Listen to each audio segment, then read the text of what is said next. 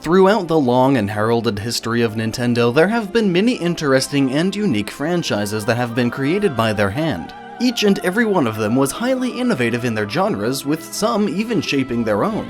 The Legend of Zelda pioneered the adventure genre, giving the masses a compelling story that they had never seen in gaming before. Metroid would further innovate on the platformer genre, adding horror and exploration elements into the mix. On top of all these sat Mario, everyone's favorite plumber, the character and franchise that had revitalized the platformer genre and even the gaming industry as a whole. But these were just a few of their successes. Some franchises, for a time, just got left behind. Fire Emblem was one of them. A series that starkly contrasted with the cartoony and lighthearted characters Nintendo was known for, Fire Emblem would brave new ground with a darker setting and even more devious gameplay. A brutal franchise for only the most hardcore of gamers. For a time, no one outside of Japan even knew of its existence, let alone how it was created. But with the series' rising popularity and newly christened mainstream status, maybe it's time to shed some light on the matter. A story of swords, dragons, and one man backed by an entire company begins.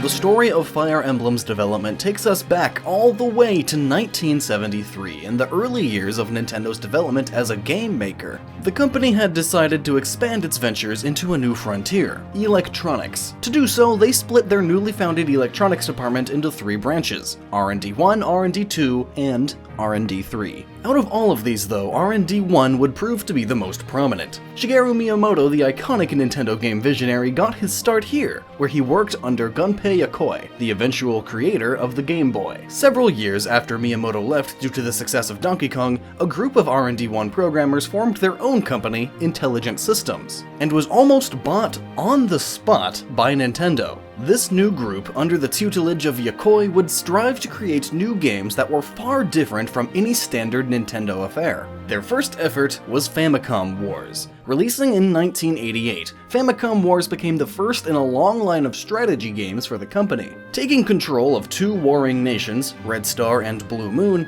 players were tasked with fighting off the enemy faction and destroying their headquarters completely. It was a standard strategy game in all but name. Now with their feet wet in the genre, the team was bent on creating a franchise worthy of their name. After Famicom Wars' release, Intelligent Systems had diverted its attention to more simulation-based games. They wanted to do something like Famicom Wars, but with a new spin on it that was wholly original. But who would craft this new masterpiece? One man would answer that call.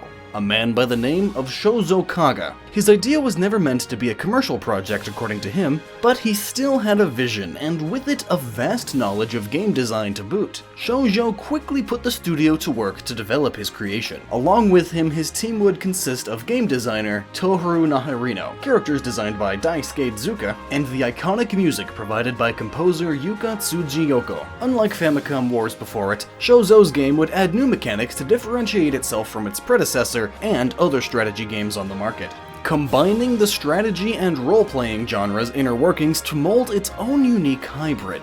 There would be nothing quite like it for some time. Even though it wasn't the most technically advanced game on the NES, it was still groundbreaking in more ways than one. And on April 20th, 1990, after 2 years of hard work, Japan would be the first to understand this. Fire Emblem. Ankokuryu tu Hikari no Suguri, roughly translating as Fire Emblem Dark Dragon and Sword of Light. This was the first mainstream strategy RPG on the market, beating out other titles such as Sega's Shining Force and Super Robot Tyson for the claim. Fire Emblem also ditched the modern military setting that Famicom Wars was known for and decided to go for an environment set in medieval times, with swords, magic, and fantastical beasts throughout. Its story would follow this fantasy route too. Our lead protagonist was Marth, a prince of the nation Altea. All is well in the kingdom until the neighboring kingdom of Deluna attacks, forcing Marth to become an exile in the nation of Talis. With his sister Elise taken hostage and his father killed by the evil priest Garnif, Marth must gather an army to retake his homeland and find the sacred sword Falchion and the mysterious Fire Emblem to vanquish a resurrected Medeus once and for all. Fire Emblem was a remarkable story for its time, with few games being able to hold a candle to it. Games with stories were hard to come by at the time, but the unique battle system that Fire Emblem had was even scarcer, but it still held close to its roots in a few ways. Fire Emblem's system was similar to Famicom Wars, with battles being totally automatic and decided by offensive and defensive numbers alone on a grid-based system, but after that, it started to branch off into its own beast. Battles took place against individual units instead of huge groups of troops attacking each other. It was also less about building troops and sending them off to their deaths like in Famicom Wars, and had a deeper connection to its troops. Fire Emblem's characters were unique in their own right, and each and every one of them had their own purpose. There were your classic mages, knights, and spearmen alike, but there were also Pegasus Knights, and dastardly thieves to wield at your leisure. Nearly all of them could be promoted to more powerful classes like the Dragon Knight, and leveled up with standard RPG mechanics. It was an interesting system that Shozo and his team had created, but these were not the things that Fire Emblem would truly be known for. Its difficulty would be the main reason. This difficulty was the side effect of one of Fire Emblem's creations: permadeath.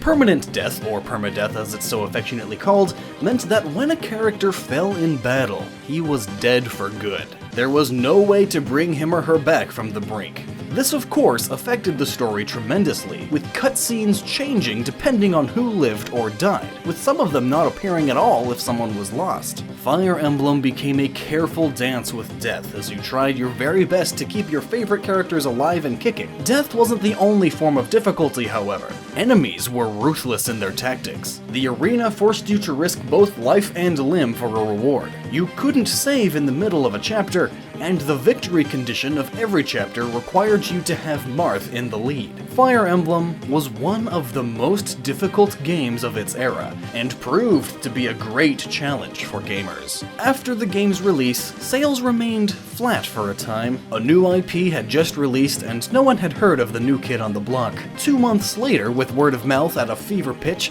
the game was a success. A success that Nintendo wanted to replicate, but this entry would behave like many of Nintendo's other franchises. Super Mario Bros. 2, Zelda 2, The Adventure of Link, and many more were all vastly polarizing compared to their predecessors. You either loved them or you hated them. Fire Emblem Gaiden, or Fire Emblem Side Story, released in March of '92, and was more of the same with a bunch of added twists. Instead of being a truly direct sequel, it took the side of its name to heart. Paralleling the events of the first game, Fire Emblem Gaiden follows the story of two protagonists, Celcia and Alum. Both hail from the kingdom of Sofia in the land of Valencia, that is in a constant war between the neighboring kingdom of Rigel. Dropped in between these two warring nations, it is up to these childhood friends to build their own army, save the peaceful nation of Mira, and invade Rigel to finally bring peace to Valencia. A complicated plot for sure, but Fire Emblem Gaiden was still a proud successor of the series. While many things changed, some decided to stay the same. Comparing battles between the first two games, it wouldn't be hard to mistake one for the other, but a deluge of RPG elements would try to help it stand on its own. Instead of a whole slew of battles spread across a linear world map, Gaiden introduces a navigatable world, where each step represents a new location, such as classic Fire Emblem battles, as well as town exploration, similar to other iterations of the genre.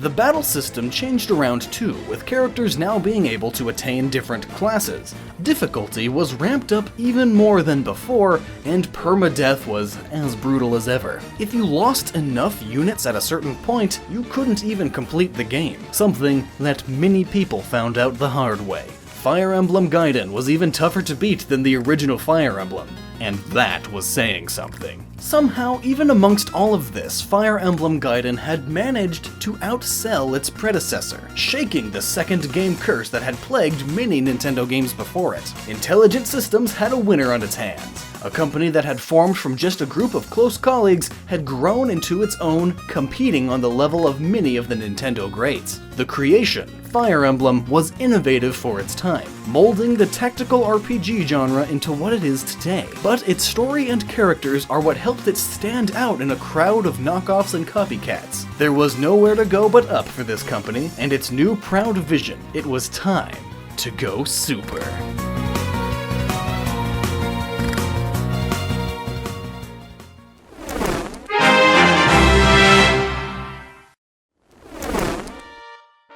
After the success of Fire Emblem Gaiden, Intelligent Systems finally felt it was time to move on from the Famicom to Nintendo's brand new Super Famicom. Having come out the same year as the original Fire Emblem, it was a surprise that the franchise was as much of a hit as it was, a testament to its quality in more ways than one. Since many people could have possibly missed out on the first entry, let alone the entire franchise itself, Intelligent Systems took the route that few developers take and decided to start from the ground up with a fresh take on their first outing. Fire Emblem Manshon no Nazo, or Fire Emblem Mystery of the Emblem, releasing in 1994, was more of the same Fire Emblem fans had come to love, but with its own innovations. Mystery of the Emblem was a remake and a sequel in one package, splitting into books 1 and 2. Each was developed with complete independence from one another, even featuring completely different soundtracks for each other. While the Super Famicom was, of course, a more powerful system, it still didn't have the power to feature basically 2 complete games on one cartridge, so cuts had to be made. 5 complete chapters and 6 characters unfortunately had to be cut away to make room for Book 2. But that's not to say that the game was lacking for content. No, it was actually bursting from the seams with it. Book 1 followed Shadow Dragon's story to a T, with some exceptions of course. Book 2, on the other hand, was a direct continuation of the story, with characters new and old reuniting to slay a dragon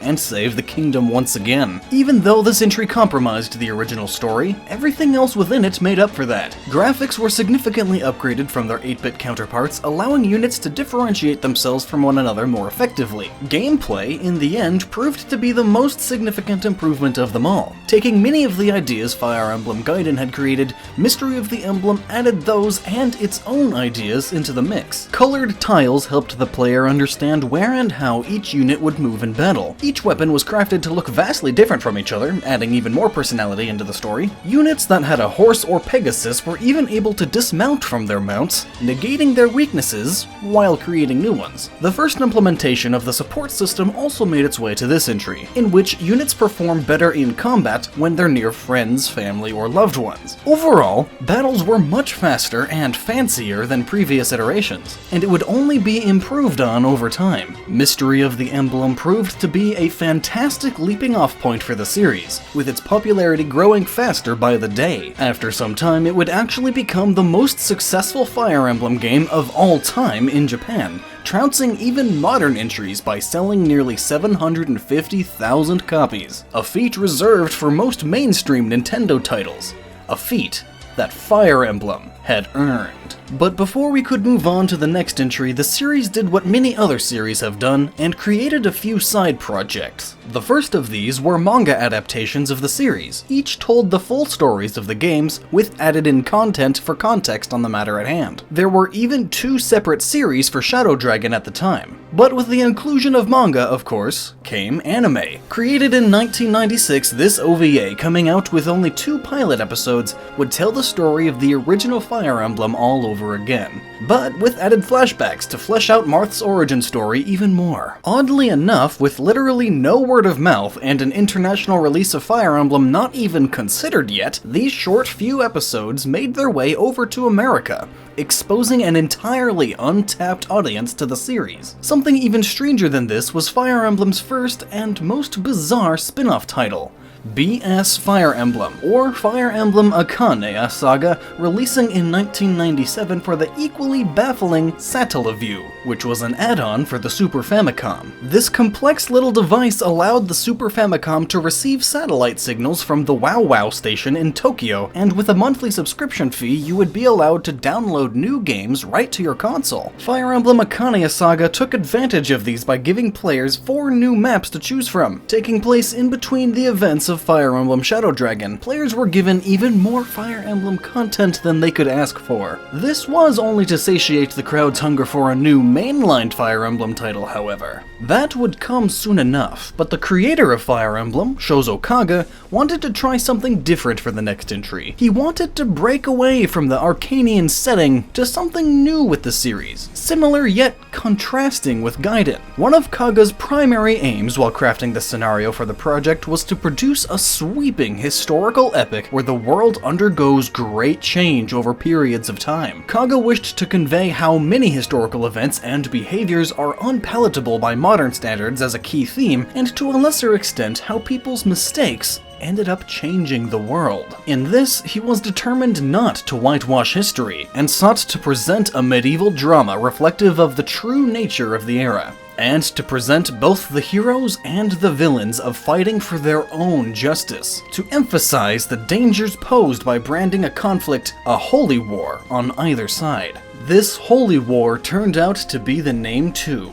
Fire Emblem Seisen no Kefu, or Fire Emblem Genealogy of the Holy War, releasing in 1997, was by far the most innovative Fire Emblem title in history. Taking the sweeping historical epic to heart, the game's story, while originally meant to be split into 3 parts, was made into 2 chapters. Genealogy of the Holy War is set on Jugdral, a land whose rulers bear the holy bloodlines of the 12 Crusaders. The game is split up into 2 halves, each separated by the time span of a generation. In the first generation, while most of his nation's army is off to war in the eastern nation of Isak, Lord Sigurd defends the duchies of Grandvale from a sudden invasion by the neighboring kingdom of Verdane, but is rapidly embroiled in a conspiracy against his father, Vylon, in the events which ultimately lead to the birth of the Grandvale Empire, and in the machinations of the Lopterians to create a human vessel for their Dark Lord, Lopter, the same tyranny fought by his son Syleth 17 years later in the second generation.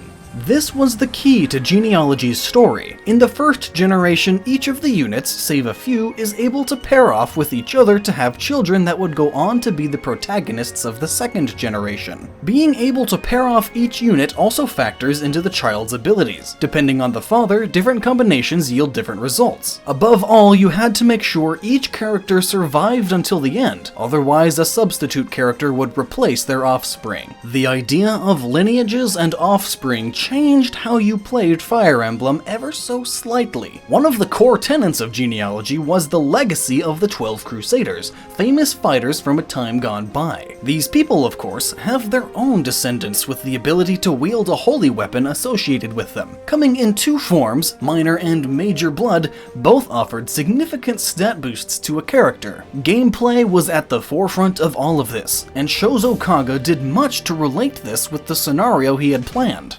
Genealogy's maps were made into huge, sprawling affairs in an attempt to change the impression delivered by prior games that the conflict was being fought on a small scale. Instead, it emphasized the game's events as a massive, world-changing conflict. And while the maps became bigger and better, the combat system also improved along the way. Genealogy introduced skills into the mix, abilities processed by units that could change the course of a battle. You could even pass them down to the children, adding further customizability. Weapons had a general durability of 50 uses. After this, they break. However, while in other Fire Emblem games you would never be able to use them again, this time around you can repair them for a fee. This fee, and, well, money in general, is unique to each unit, in a bid to force players to balance out their characters. Everyone earned their own keep. Weapons were also a rarity, and without maintaining and trading them around like this, you could run out of them. Last but not least, the weapon triangle system completely revolutionized and changed how you played, a rock, paper, scissors mechanic.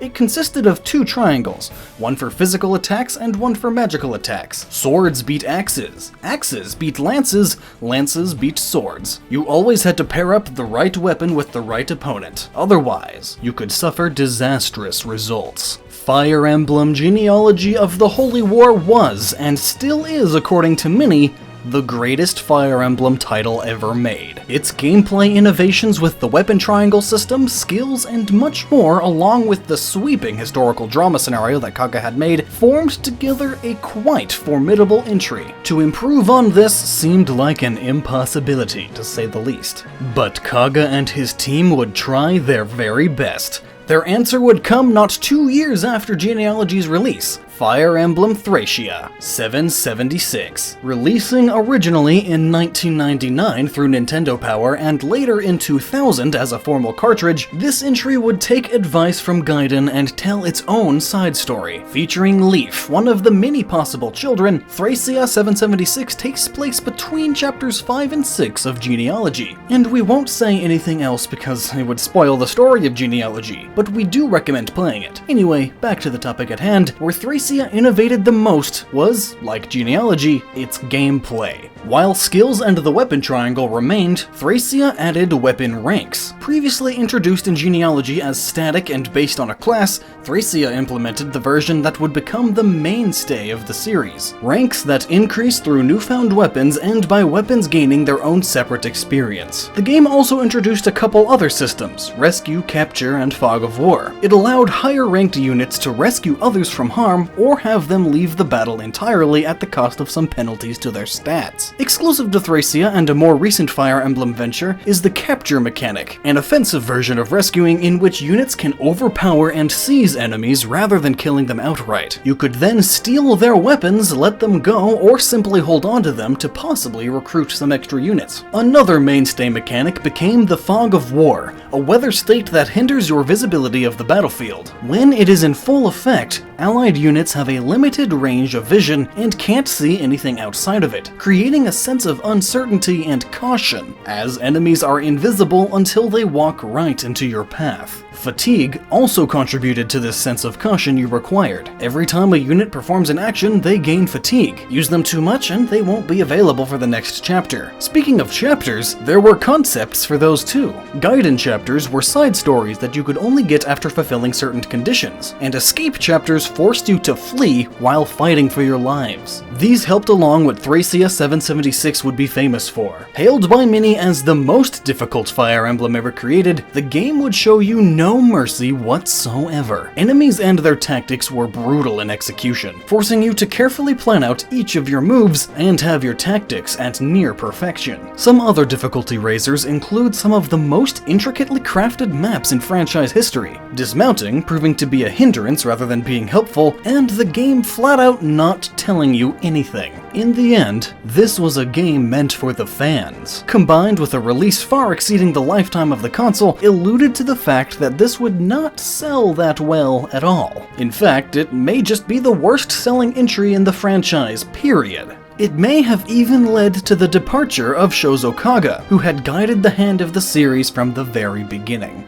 It all started with the release of the Nintendo 64. Back when everyone was getting hyped up for this new console, and Fire Emblem Genealogy of the Holy War had just released, fans were clamoring for an entry on Nintendo's shiny new console. Kaga would deny the claim, wishing to continue on with the Super Famicom system and return to Arcania with the higher level of strategy in tow. However, not a year later, Shigeru Miyamoto would announce that a game would release on the console in 1998. The following year, Kaga revealed that his plans for a proper return to Arcania had fallen through. If it had properly been released, Fire Emblem 64 would have been renamed Fire Emblem Ankoku no Miko, or Fire Emblem Maiden of Darkness for the now failed Nintendo 64 DD. His plans falling through, among many other unknown reasons, would force Kaga to leave his beloved franchise behind forever. He would then form his own company, Turnanog, and create his own true successor to Fire Emblem, Emblem Saga.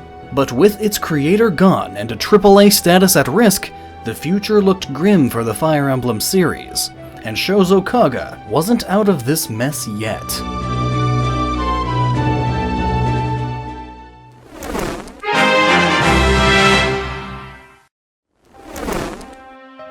After his departure from the Fire Emblem series, Shozo Kaga founded his own company, Turnanog. and with it created his latest masterpiece, the then titled Emblem Saga. It was his spiritual successor to the franchise, one with similar turn-based gameplay, graphical and musical tones, and even an interface that seemed a bit too similar to Fire Emblem. The story was also very similar to Kaga's previous work on Gaiden, following two protagonists with two different armies of their own that intersect at a few points during the game. It was a return to old-school Fire Emblem, a return that was too comparable to the original in the eyes of Nintendo. This was because Emblem Saga wasn't due for a release on a Nintendo console, but rather Sony's shiny PlayStation. Being a direct competitor and market rival to the Nintendo 64, Nintendo did not want a series to go against Fire Emblem and possibly succeed in the long run. Prior to its 2001 release, Nintendo put legal pressure on Turninog, as they were unhappy that Kaga was making an extremely similar game with an extremely similar title, stating they felt that this was used deliberately for promotional purposes and would bring false recognition to users. Essentially, Nintendo was worried that gamers would think that this was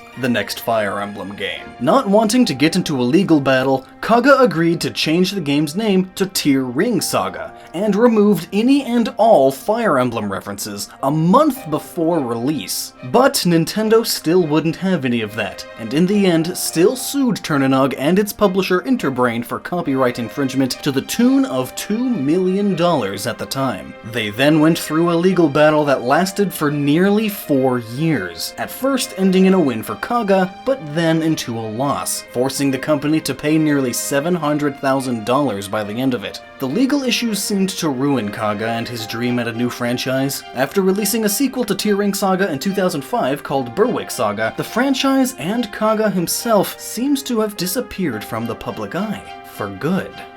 Unless his new project, which is currently slated for a 2016 release, Vestiria Saga, has anything to say about that. But even with Shozo Kaga out, Fire Emblem wasn't done yet. Oh no, it was on the rise from here. This rise was propelled by the series' entrance into the ever-popular Super Smash Bros. Franchise, a fighting series that pits Nintendo's greatest against each other. The iconic Marth had been considered a prime candidate ever since the original Smash. Masahiro Sakurai, the franchise's creator, sought to add him from the beginning of development of their new game, Super Smash Bros. Melee. In tandem with this, the team also added a clone character of Marth, Roy, the star of the recently cancelled Fire Emblem 64, and the star of the next project that was forthcoming. Their inclusion in the series would shake the foundations of the entire Fire Emblem franchise, but the aftershocks wouldn't be felt for years to come. Before we learned of what would come of that, the next entry in the series came around. Formed together by the recently cancelled Fire Emblem 64, it would take a new direction from the one that Kaga had led. First, they needed to find a new director to lead the franchise, and they found him in Tohru Narihiro, a veteran programmer who had been with the franchise from the very beginning. With their leader settled on, the team decided to choose a new platform for their next venture. No longer would Fire Emblem be stuck in the past and stay on consoles that have long since lost their luster. Now, Fire Emblem's new home would be in the palm of your hand.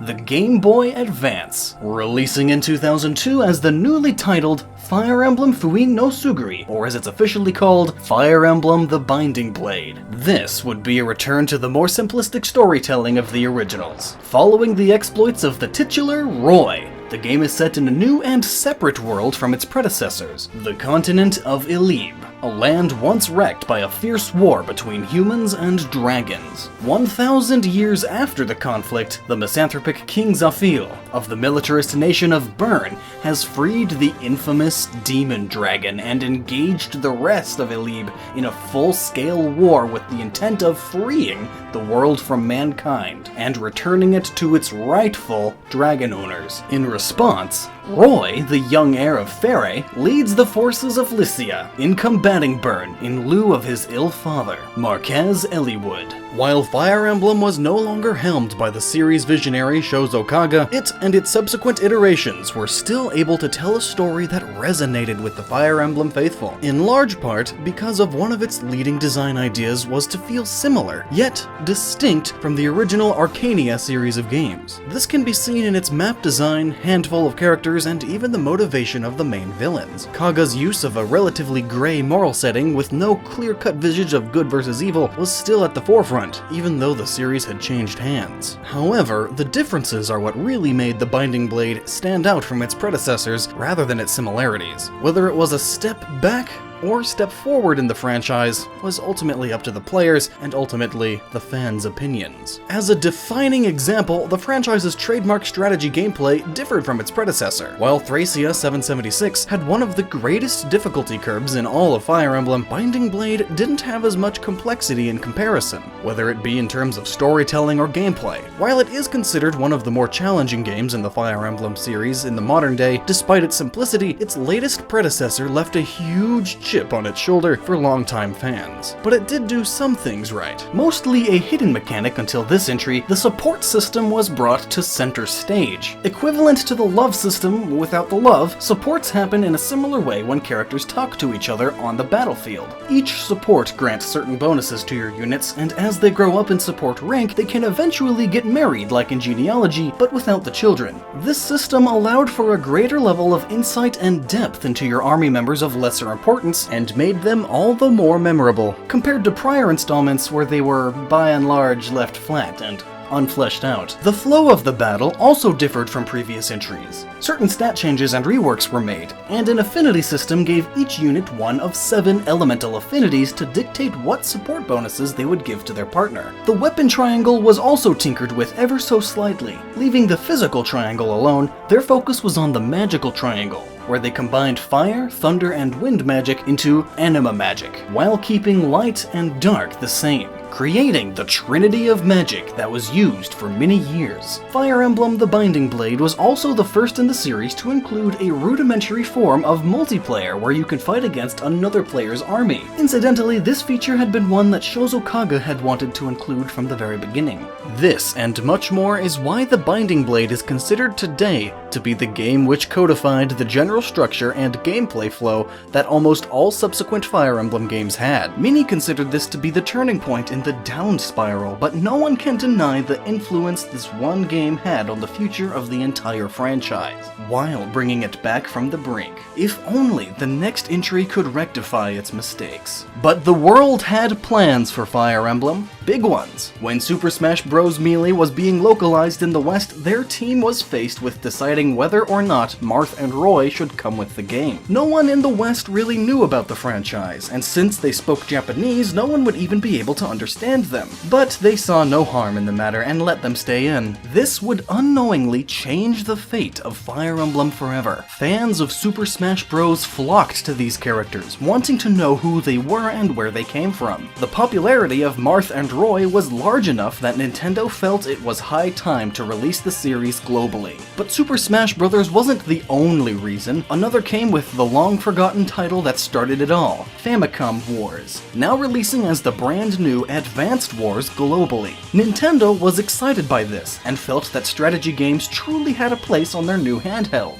Greenlit for release, a new Fire Emblem title was incoming, and the whole world was going to play it. Fire Emblem Reikanoken, or Fire Emblem Blazing Sword, releasing in 2003 and later that year as the aptly titled Fire Emblem. This time around, the story told would be a prequel of sorts to Binding Blade, set on the same continent of Illibe 20 years prior to its predecessor's events. It stars 3 main characters, Eliwood and Hector, the fathers of the Binding Blades Roy and Lilina, and a completely new character, Lyn. The game is divided into 2 segments. The first segment stars Lyn and revolves around her quest to save her grandfather from his treacherous brother, acting as a tutorial mode for the game. The longer second part stars Eliwood, Hector, and Lyn, as they oppose the schemes of the sorcerer Nergal, who wishes to summon the long-banished dragons back to Illibe. The player was given a role in the story as a tactician. While you yourself don't participate in battle, you instead are the one that helps guide the armies of Lyn along with Eliwood and Hector to victory. As an introduction for an international audience, the world of Fire Emblem Blazing Sword was on par with its predecessor, weaving a similar story, but one that was all the more memorable. However, Blazing Sword had the shortest development cycle in series history, so it never had the time to truly set itself apart from Binding Blade in several regards. Much of its gameplay and assets in general were reused and remade. However, that doesn't mean they didn't try, and as many players in the West first vision of the series, it left a big impression onto what Fire Emblem should be. A strategy game that could develop strong side characters while also giving an entertaining story that would grasp your attention, and always has a little something more tucked underneath. Another little tidbit for the game was with the Japanese release. For the first time in series history, you were able to link Blazing Sword with Binding Blade, allowing for certain features to be unlocked in the new Fire Emblem. 2 epilogue scenes were unlocked from the second you beat the game, otherwise you would have to play through it 9 to 11 times. More important than either of these, however, was the ability to skip Lynn's story, basically a bona fide tutorial mode that you're forced to go through. It really had no bearing on the story at large and was certainly skippable. It was Nintendo's old philosophy rearing its ugly head again, believing that international gamers couldn't handle the difficulty at first. But players still plowed through to find an amazing story hidden underneath. And after selling nearly 1 million copies worldwide, the franchise was officially solidified globally. That it was time to innovate once again. Innovation came with their next entry, Fire Emblem Saima no Koseki, or Fire Emblem The Sacred Stones. Releasing in 2004 and 2005 globally, Sacred Stones is the only completely isolated title in the series, set in a completely different world from all the others. Magville. It stars Erika and Ephraim, twin heirs to the kingdom of Renes, as they combat the sudden aggression of their southern neighbor, Grotto, and investigate the dark forces that have caused their former ally to swiftly turn on them and the rest of the continent and save the Sacred Stones from destruction. Sacred Stones was a return to Gaiden-like storytelling with separate characters working for their own goals until they meet in the end. But the hero's connection to the villain is what really drives the story forward. While the villains in past games have always had more depth to them than we realized, the villain of this story has 2 very contrasting personalities depending on which route you choose to take during the middle of the story. What makes this fascinating to many players is that his character still seems consistent even when you compare his identities side by side, making the dynamic between him and the heroes all the more stronger. This and the close connections between the cast of characters at your side leads to many pointing to the writing as its biggest strength, and for some, as some of the best Fire Emblem has to offer. Inspiration from the series past also influenced the gameplay. Several units started as a trainee class, a stage even lower than normal units. In turn, they gain experience quickly, and after reaching level 10, they can choose between 2 standard classes and become normal units during the subsequent chapter. This basically allowed those units to become a completely different class given some time, giving you further customizability than ever before. Monsters had a bigger presence within Sacred Stones. All of them had their own classes and reclasses just like your own units, but in general they usually had inferior stats to go along with that. Fire Emblem Gaiden, there was a world map that the player could manually traverse through. Random skirmishes with monsters and towns aplenty for you to use at your leisure for shopping and extra experience. 2 was completely changed. Every unit has an infinite amount of experience they can gain from, drastically decreasing the difficulty of the game. In fact, because of this and much more, Fire Emblem The Sacred Stones may be the easiest Fire Emblem game ever made. With this change in attitude, could the franchise continue to stand the test of time, or was this path just not in the cards?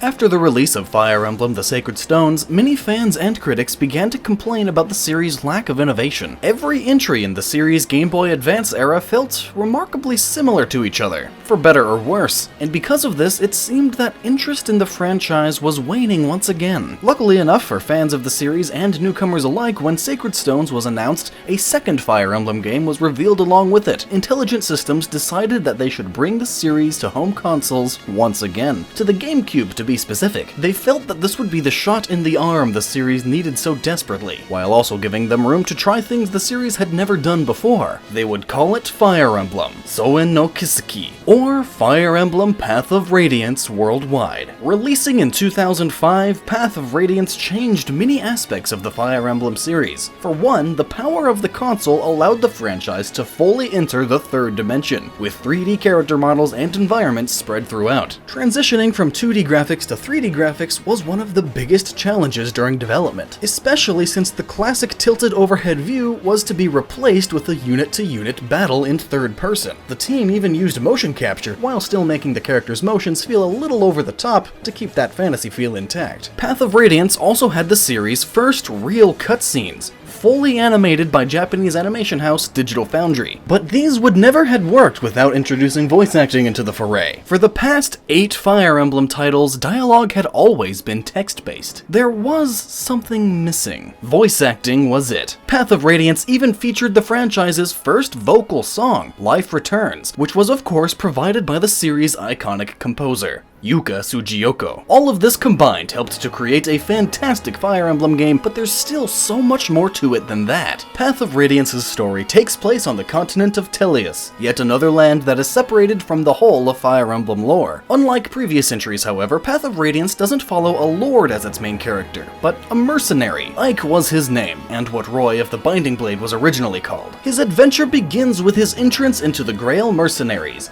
a company of mercenaries led by his father, Grail. For a time, they operate normally within the borders of Crimea, a nation of humans that just rests north of Gallia, a state comprised of a new race to the Fire Emblem series called the Laguz, humanoids capable of transforming into animals. All seems well for a time until the neighboring kingdom of Dane invades. Soon after, Ike comes across an unconscious woman in a forest that turns out to be the princess of Crimea, Ilincia. Escaping to Gallia and losing his father to the Dane general, the Black Knight, in the process, Ike must now gather an army of his own to take back Crimea and defeat Ashnard, king of Dane. Interestingly enough, Path of Radiance had one overarching theme throughout: racism. Before, all of the squabbles in the Fire Emblem series were against nations of the same race. But this time there were the Laguz, and the nation of Danes, Birak, who were always at each other's throats. It was up to Ike to break these long-held grievances and pull the world together to fight their true enemy, Ashnard. But as with everything up until this point, Path of Radiance tried its best to tweak the gameplay to its own liking. The new races were the first concept to take center stage. In battle, the Laguz changelings had the ability to transform into various animals, from tigers to hawks. After their transformation gauge was filled, they would turn into their animal selves, losing the ability to use standard swords, axes, and armaments while switching to their more animalistic ones like claws and beaks. Your unit's biorhythm also became another important mechanic for you to maintain, a stat that affects a character's hit and avoid statistics. Biorhythm would fluctuate between chapters, either hindering or refining a unit even further. Other slight additions to how you changed classes and leveled up were also made, letting characters automatically change classes at level 21 and awarding bonus experience depending on how well you did in a chapter. The skill system along with this was created anew, with each character having a capacity gauge that allows for mastery of skills. The space of the capacity gauge varies between classes and characters, and any unit could learn any skill, although with some exceptions. Path of Radiance introduced weapon forging to the series, letting you improve weapons, change their colors, and even give them a unique name. The support system also made a comeback, but not in the way it had previously been portrayed. Support level used to be raised by putting units next to each other. However, Path of Radiance altered this by having it be determined by the number of battles two units had been in together. Conversations now took place at Ike's home base, a feature that had been added at the behest of the development team, as they wanted a place where characters could interact separately from the battlefield. To go along with this, conversations now had a secondary version instead of just the standard support-based ones. These new info conversations provided crucial hints on the story ahead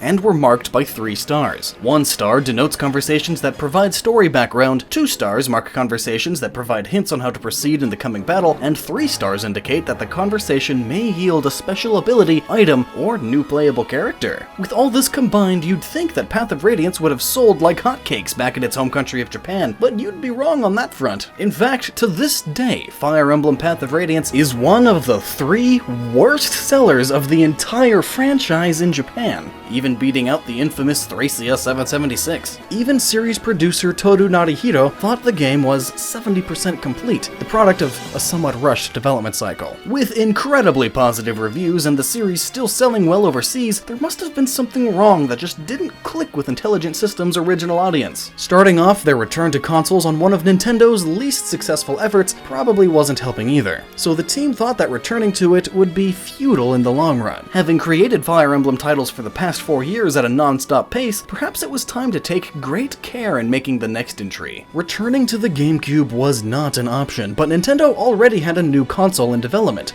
codenamed Revolution. Seeing this as their first opportunity to actually boost the sales of a fledgling console instead of riding on the coattails of its success, Intelligent Systems went right to work on their next entry. Nintendo was even in support of this, increasing their staff from 100 to 200 members, with many of them coming from Path of Radiance. With all of this support behind their backs, there was no telling what would await them on release. Their combined efforts resulted in Fire Emblem Akatsuki no Megami, or Fire Emblem Radiant Dawn, releasing in 2007 and 2008 worldwide for the Nintendo Wii, a continuation of Fire Emblem Path of Radiance in more ways than one. The 3D environments and cel-shaded full-motion video were back once again, with an upgraded engine and even grander scale, with hundreds of characters on screen at a time, and over 100 unique animations per character. Taking place on Tellius once again, Radiant Dawn was divided into 4 parts. Each of these is structured similarly, beginning with a prologue chapter that introduces the situation, followed by a series of chapters that is resolved with the classic endgame. Part 1 deals with Dane,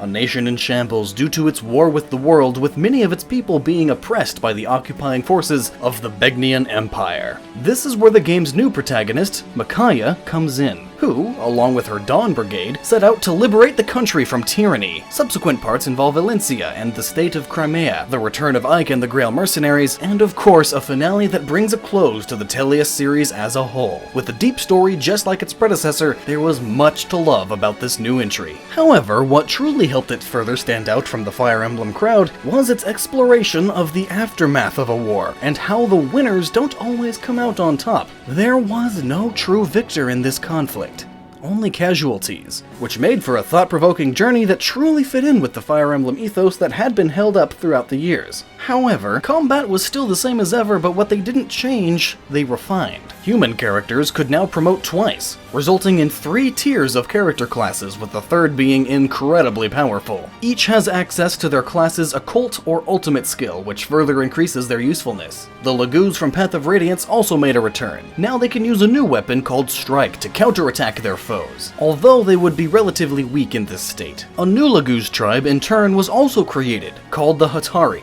adding wolves into the mix. The weapon system was modified as well. Knives became classified as full weapons, matching swords, axes, bows, and lances. New low-tier bronze-level weapons were introduced as well, and while they did the least amount of damage in the game and couldn't perform critical hits, they were less expensive and allowed the most uses. And bowmen were given more tools to play with, like crossbows and bowguns. Elevation and terrain became crucial aspects of the battlefield. Characters can climb to higher levels, with higher levels increasing accuracy and damage, and lower levels decreasing it conversely for marksmen-like classes. Changing the support system had been a crucial part of each entry, and Radiant Dawn was no different. It features 2 types, buddy supports and bond supports. Buddy supports increase their characters' battle stats dependent on the elemental affinity and the support level of both buddies. Unlike in previous games, characters can be buddies with any other character, but can only have one buddy at a time.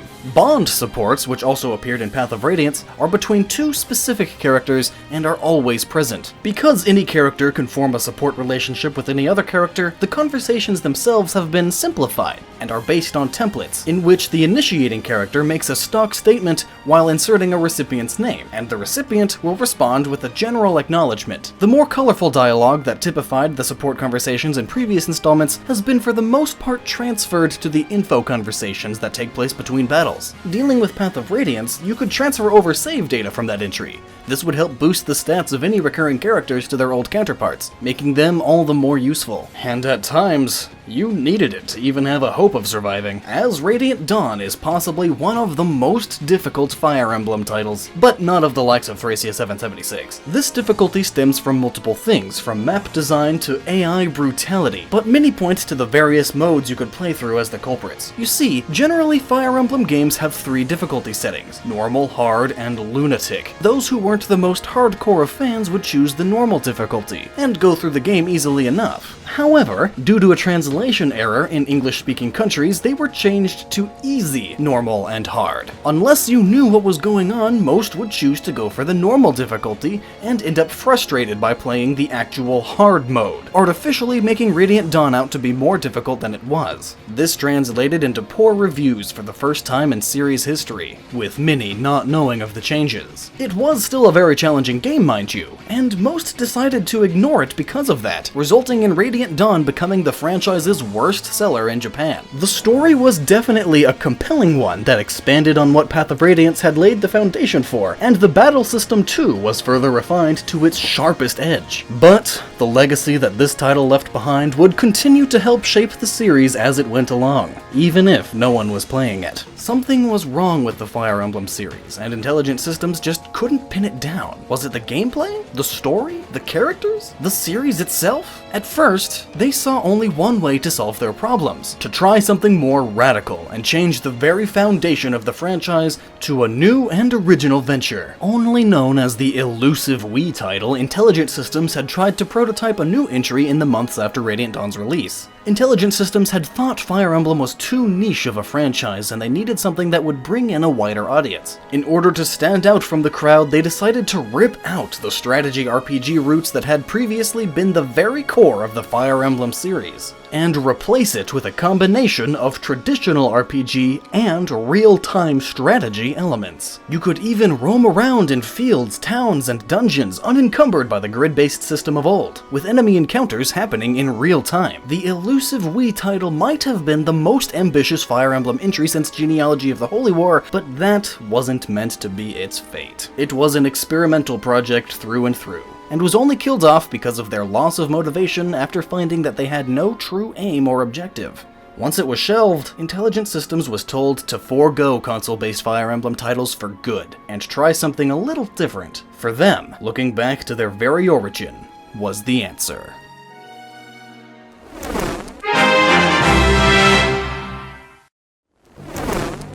With their efforts on consoles deemed a failure in the eyes of Nintendo, Intelligent Systems had to prove themselves once again. If the Fire Emblem series kept failing financially time and time again, it was possible the plug would be pulled for good. So, since the Game Boy Advance titles had sold so well, the team thought it would be best to return to handhelds and turn their heads to the brand new Nintendo DS. Before anyone could answer that, however, Fire Emblem once again made its triumphant return in the Super Smash Bros. Series with Super Smash Bros. Brawl. Marth came back as the series' titular character, of course, but Roy was nowhere to be seen. Instead, the more recent Ike was added and given his very own moveset that made him less of a simple clone to Marth. Even though the rest of the world's love of Fire Emblem was waning, director of the Super Smash Bros. Series, Masahiro Sakurai, still had great admiration for the franchise after all these years. Fire Emblem was now a mainstay of the series, but it was still unknown if this would at all help the franchise's diminishing returns. But what direction should they take the series in? Should they try to innovate and change their very nature like they thought to do with the Illusive We title? Or was a reboot in order? In actuality, it turned out to be a return to what made the series what it is today. Franchise producer Tohru Narihiro thought it would be best that they should remake the original Fire Emblem from the ground up and introduce a new audience to this old tale. His team sought to draw from the NES version as much as possible.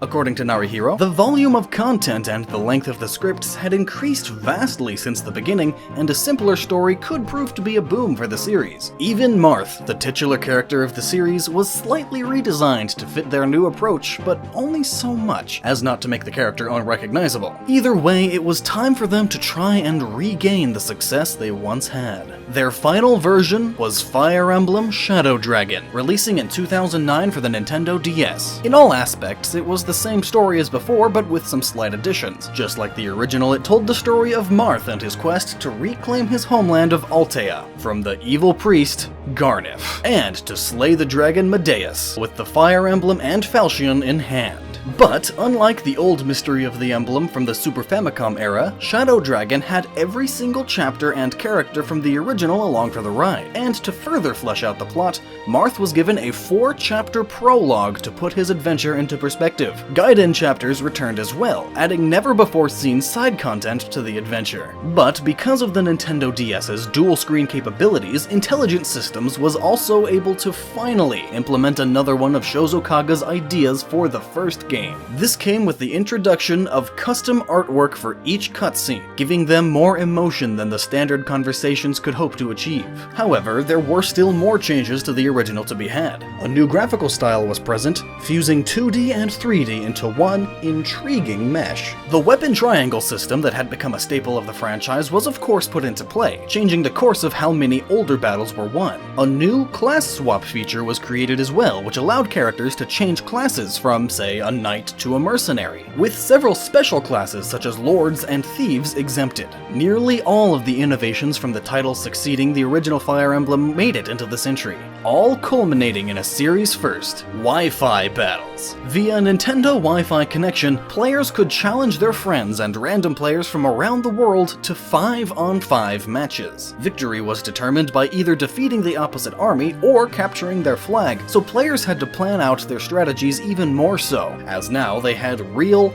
live, and unpredictable human beings to contend with. The impact of this implementation wouldn't be felt for some time. When looking at all of this, it seems that Shadow Dragon was a near-perfect remake of the original with all of the new bells and whistles the series had come up with over the years, although it was missing something that had become crucial to many of the Fire Emblem faithful: support conversations. Fans had come to love the little tidbits and insight that they learned from these over the years, making characters that they never would have given a second thought to care about all the more memorable. With the exception of Marth and a few key players, you wouldn't understand who these characters are, let alone their motivations. This absolutely destroyed the game in the eyes of some fans, with many proclaiming it to be the worst Fire Emblem ever created, even when it was a nearly by-the-books remake of the original. This was not the reception that the team at Intelligent Systems had hoped to gain with their simpler storytelling style. There had to be something, anything that they could do to earn the trust back from their fans, and so they decided to remake, or rather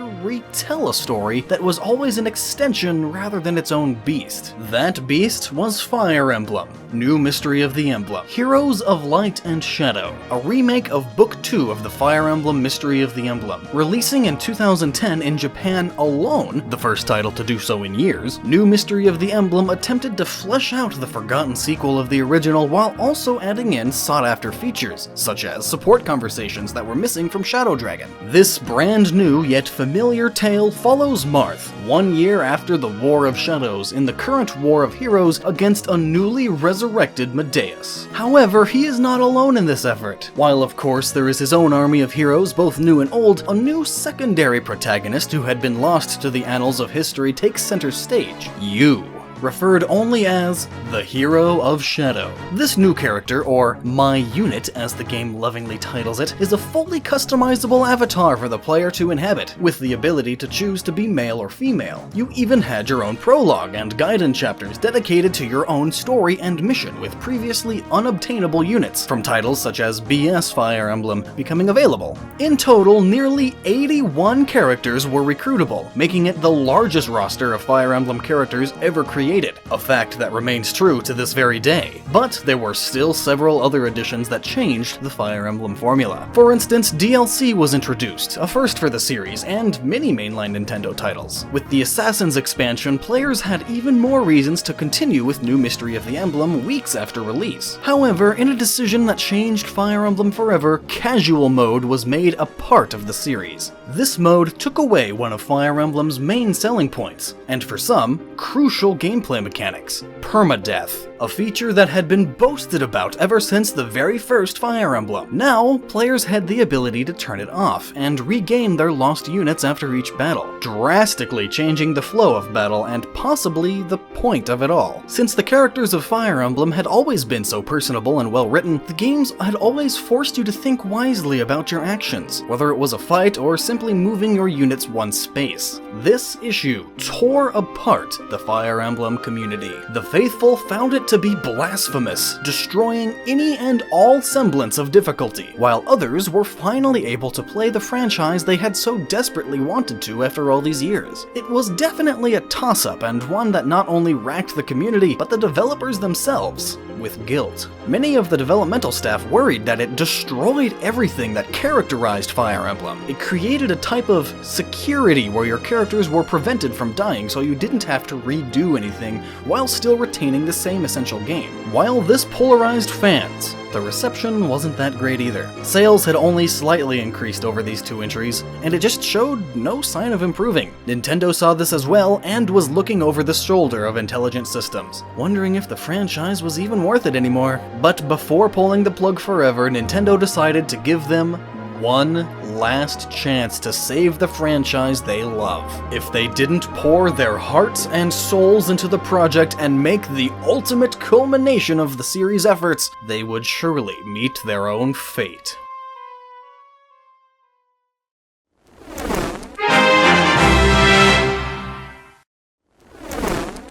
Seeing as their next venture could prove to be their very last one, Intelligent Systems decided to bring out all the stops and create the best Fire Emblem title they could possibly make. To do so, they attempted to bring together as many Fire Emblem veterans they could to make the game a success. Tohru Narihiro, who had taken over the position that series creator Shozo Kaga led for so many years, continued to lead the team as producer of the series, guiding them with the knowledge he had been collecting from the very beginning of the entire franchise. By his side was Masahiro Higuchi, a fellow veteran from the days of Genealogy of the Holy War, who had decided to take the lead as project manager. Kohei Maeda, a writer for the series since Binding Blade and a director since New Mystery of the Emblem, and Hitoshi Yamagami, another franchise staple producer who had been with the series ever since Blazing Sword, the first Fire Emblem in the West. However, the creators of this new entry weren't just old-timers. Some new blood was injected into the series as well to update its look to a more modern sensibility. The creative duo to pull it off would be comprised of Toshiyuki Kasakihara as art director, charged with bringing the world and its many characteristics to life, along with Kozaki Yusuke, who had previously worked on the Fire Emblem trading card game as the character designer. Tasked with bringing nearly 60 characters to life with their own personalities and quirks, together all of these developers and the many people who worked under them were set to make the best Fire Emblem title possible, internally called Fire Emblem Finn, Children from the Brink.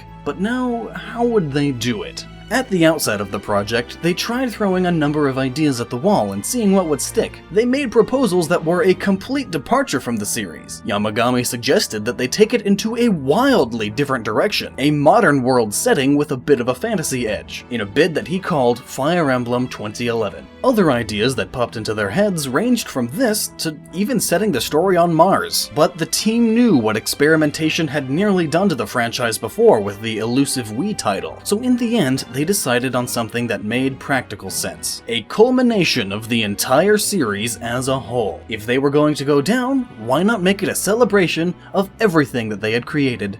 To do so, they would put in nearly all of the concepts and innovations from Fire Emblem's past. No idea was too big or difficult for them to implement, and even as the work began to pile up, everyone was still smiling and having fun. As this admiration grew for this entry in the hearts and minds of the creators, it too became a major theme along with the bonds that they shared. Various systems from the series past were put into play along with new ones that followed this philosophy. The support system that had played a part in the series ever since the Binding Blade was combined with the love system, all the way back from Genealogy of the Holy War, to make their own unique system that would also further along the story. Bonds as well become an important aspect of gameplay with the new duel system, otherwise known as the pair-up mechanic, which allowed two units to work in unison with each other. This caused many fears within the development team, wondering if they broke the gameplay flow, but after some time it was felt that the system encouraged multiple playstyles for different players. But both of these systems concerned the love and bonds that their characters, and in turn the players, would develop. So, to make them all the more relatable, voice acting made its return to the series. The developers thought it would make the characters easier to imagine, although it was thought that if they voiced their lines in full it might conflict with the pace of it all, so this time they went for rapid-fire lines that would evoke an atmosphere of sorts. Among other things that they sought to bring back was Casual Mode, a controversial mode from New Mystery of the Emblem which shuts off the franchise's staple,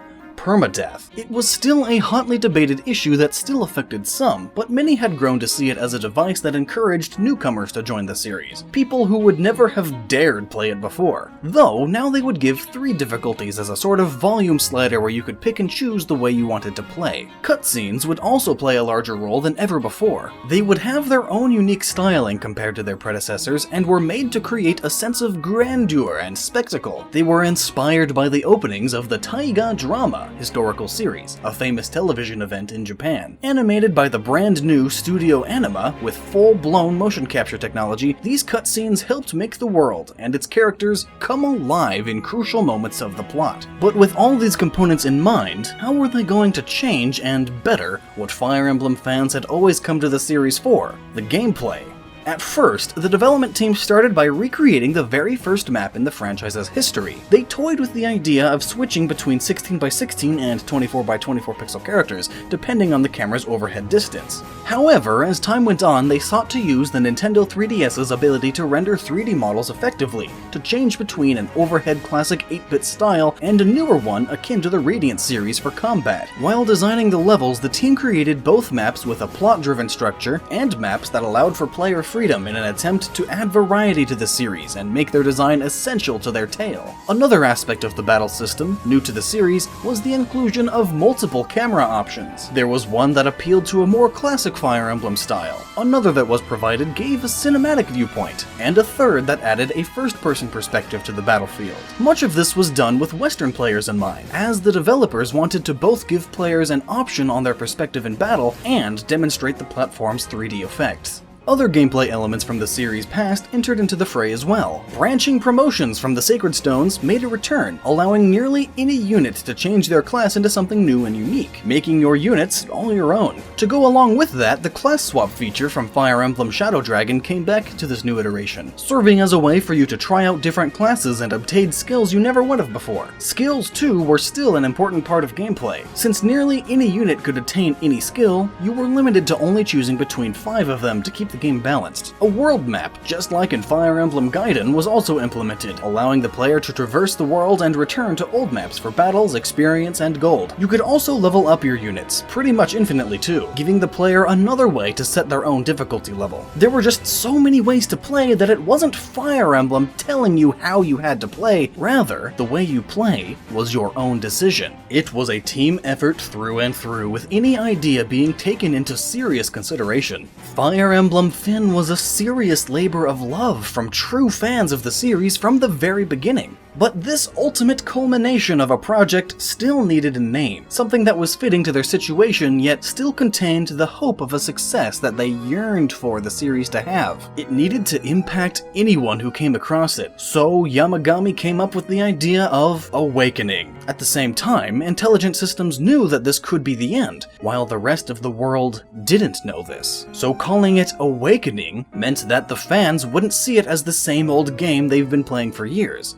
They would see it as something new. But players still had to play it for that matter, and after 2 years of development in Japan, and a year later for the rest of the world, everyone would then get to see Intelligent Systems' culmination of the entire Fire Emblem franchise. Fire Emblem Awakening, releasing in Japan in 2012 and 2013 globally, was a love letter to the Fire Emblem franchise in more ways than one. Its story was a return to a setting that the series and its creator had failed to return to before. Acania and Valencia. 2,000 years in the future after the events of Fire Emblem Mystery of the Emblem, we find ourselves in the Halidom of Elise. the newly renamed Acania, and it would follow the journey of Chrom, Marth's descendant. But his adventure starts not by his own accord, but by you, the player. As an amnesiac tactician that he finds on the side of the road, you play as the Avatar, or Robin for short. Unlike previous attempts at making a customizable unit, this time the avatar could be tailored to your own tastes, from male to female to hair color and even age and voice. There were plenty of possibilities for you to choose from to insert yourself into the Fire Emblem lore. But getting back on track, as you join Chrom's army and become his tactician, the group travels throughout Elise, attempting to thwart the advances of the Plagian army, find out the source of the monstrous Risen, confront the origin of your avatar, and save the world from destruction by yet another dark dragon, Grima. In many ways, Awakening was a return to the storytelling of the originals, with an evil wizard and dragon to fight against. But it was oh so much more than that. As a culmination of the series as a whole, other elements were mashed in, such as the series' trademark, morally gray storytelling, and less stereotypical character types that it has developed over time. Majorly, much was brought over from what many consider to be the greatest Fire Emblem title, Genealogy of the Holy War. In turn, they also wished to put something akin to the child storyline into play. They achieved this by adding in a future storyline, dealing with a mysterious character named Marth, who's later revealed to be Lucina, Chrom's daughter from a future destroyed by Grima. These new characters, aside from Lucina, are all completely optional units to obtain. Now, whenever two characters reach an S support rank, they will marry and have children. In turn, their child from the future will appear and become recruitable.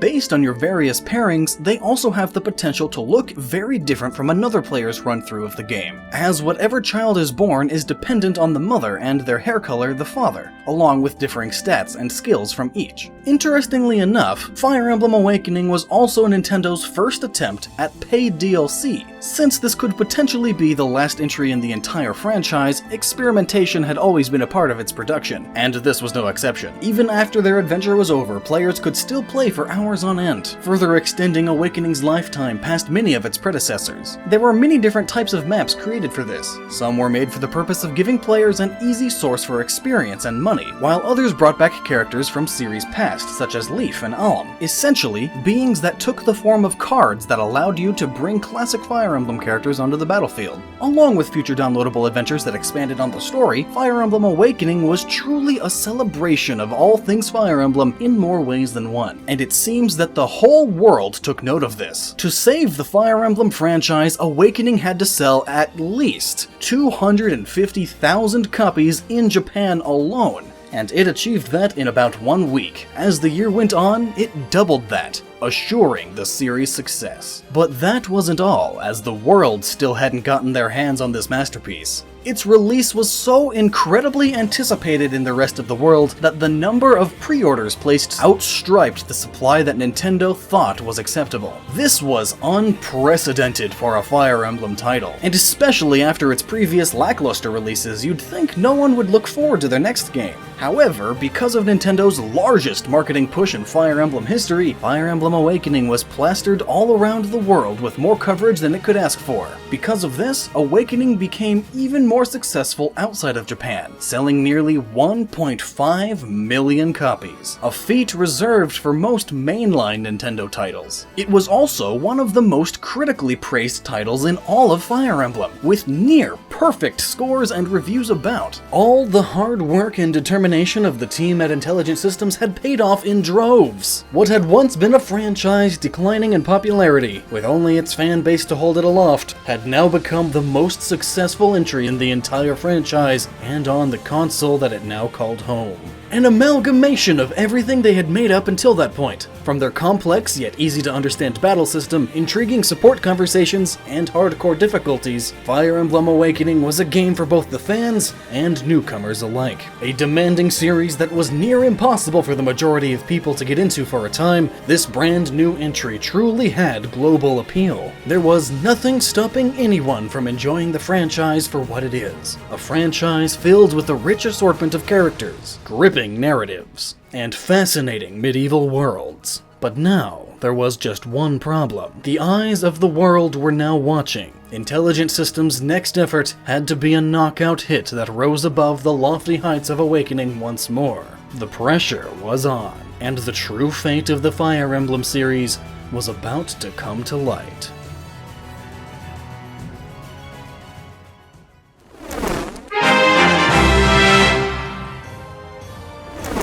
After Fire Emblem Awakening's unprecedented victory, Intelligent Systems was shocked to find out that Nintendo wanted a sequel. They had thought that Awakening was to be the final game in the series, with or without commercial success. But Nintendo didn't want just any ordinary sequel. Oh no, they wanted it to succeed its predecessor in every shape and form. Quickly, Intelligent Systems came forward with a proposal that fits those specifications. Given the obvious codename of Fire Emblem 3DS2, the story they pitched was a winding narrative that stemmed from one pivotal choice that branched out into 3 different stories. In this tale, there were 2 kingdoms, one of light and one of darkness. The player would play as a prince or princess of that darkness who had been kidnapped by the wicked king of the dark at a tender young age. After learning of their fate, the player was given 3 choices: side with the light, side with the dark, or walk a different path than either. The choice would be their own. There were many reasons why Intelligent Systems chose this type of story, but the main reason behind it all was they wished to rectify the mistakes they had made in Awakening. Fans had criticized them less for the gameplay and graphics and more for the story in comparison to the past Fire Emblem titles. And they earnestly wanted to improve on that front. They not only wanted to create a narrative that appealed to newcomers, but one that veterans would come to like. And their hook would be that fateful decision the player would make. They wanted to weave a tale that would have players singing both sides of a conflict and allow them to understand both of the warring forces' ideologies and where exactly they're coming from. But to do this would require a massive amount of effort on Intelligent Systems' behalf. While the majority of the Fire Emblem Awakening team was coming back for this next project, their old workforce just wasn't enough. The amount of writing, characters, and world building needed would require 3 times the manpower than they had on hand. Kohei Maeda and his team just weren't enough. The most important area they needed help in was the writing department. After shuffling through nearly all of the video game writers they knew, they found the right man for the job.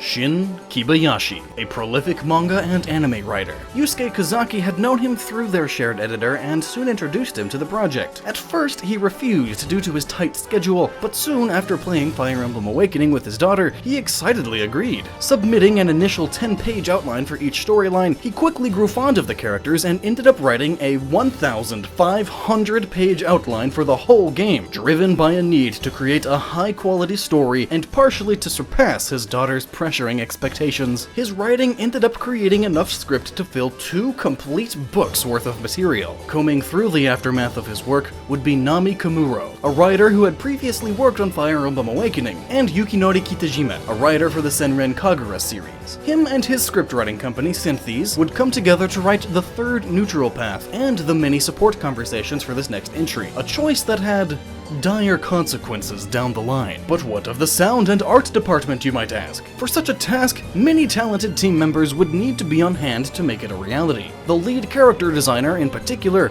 was a tough one to wrangle in. The dynamic duo of Toshiyuki Kusakihara and character designer Yusuke Kozaki had truly designed the look of the Fire Emblem franchise. Every entry had different character designers and art directors, and all looked different from each other with a small pinch of that trademark Fire Emblem style that unified them as a whole, but they lacked the uniformity that these 2 had implemented in Awakening, and the team wanted both of them back, especially Kazaki. The sheer amount of characters they would be asking for him to design made them wary as to whether he would be coming back or not. But they didn't need to worry. He was just ecstatic to get the chance to work on yet another Fire Emblem title. Designing such an exorbitant amount of characters would certainly prove to be a challenge. However, the sound department had even more work to contend with. Not only would they have to compose as much music as they had for Fire Emblem Awakening, but they would have to do it 3 times in a row and maintain the same level of quality throughout. Hiroki Morishida and Rei Kondo, the previous composers, wouldn't be enough. 3 others would have to be called in. Takeru Kanazaki, Yasuhisa Baba, and Masato Koda would all have to come together to create the next Fire Emblem masterpiece. Their centerpiece to this would be the game's main theme. Opposed to the traditional Fire Emblem theme, their new project would separate itself from the norm, lost in thoughts. All Alone would be their creation. Written by Morishita, with lyrics by Kohei Maeda, and sung by popular Japanese pop singer Renka, the role of the singer was a crucial one both for the story and the song itself. The developers were looking for a singer who could do justice to their vision for the character, and when they heard Renka's audition, they instantly decided that she was right for the role, with several of them being brought to tears by her performance. Tears of a kind were common among the developers at Intelligent Systems, as many of the seeds that they had sowed in Awakening and several of the choices they had made along the way had begun to chip away at the mindsets of many of their developers. It all began with the simple act of splitting duties among different teams. The core development staff worked on the game's shared assets, while additional teams handled the level design. This split the team apart, but they were still working as one cohesive unit. However, as time went on, things began to change. Many of the developers ended up in two different groups, Team A and Team B. Team A and Team B formed because of their conflicting opinions. Team A wanted to return to a simpler time, when fan service wasn't at the forefront of the series, and they were solely on crafting better stories, characters, and gameplay. Team B, on the other hand, wanted to push the boundaries far beyond Fire Emblem Awakening, and increase said fan service tenfold to incredibly lewd degrees. Their argument was that some of their precious resources that needed to be focused on actual development of the game should instead be focused on more intimate aspects of the experience. They didn't advance the plot, they didn't make the characters more memorable, they weren't essential to the gameplay, but they did help bring in many players before. So, having more of that should be a good thing. One group saw success in a tactful approach, while another took a pandering route. These two opposing forces would fight back against each other for the entire development process, pushing back and forth on what the project came to be. Thankfully, the majority of the elements that made up the experience were left unaffected. The most critical concept they had to get right, of course, was you, the player, or rather, your player character. My unit, as it was so affectionately called, had become a crucial part of the experience since New Mystery of the Emblem, and Intelligent Systems had taken note. Players were always a side character. Crucial to the plot, yes, but not the main character of the story per se. They sought to make the story surround your avatar and make him or her the main focus. There were no if, ands, or buts. You would be the main character of the story, and of course, along with this, you could customize them to your liking, making them look as wacky or serious as you wanted them to be. There was also a new feature added to further help customize this aspect of the game, titled My Castle. It was similar to the barracks that had existed in previous Fire Emblem titles, although it was very much more of a home base that players could change and rework to their own liking. There were, of course, the Fire Emblem staples, such as the weapon shops where you could rearm yourself, along with the arena, that let you fight and bet on resources. These resources became an important part of My Castle as well, as if you grew some food, you could use it in a dish to beef up your army for the next battle, or forge even better weapons with some gemstones. On the lighter side of things, the hot springs allowed the player to have various interactions with the cast, and you also had your own private quarters, which served as a way to invite characters over to improve your support rank with them, and partake in the controversial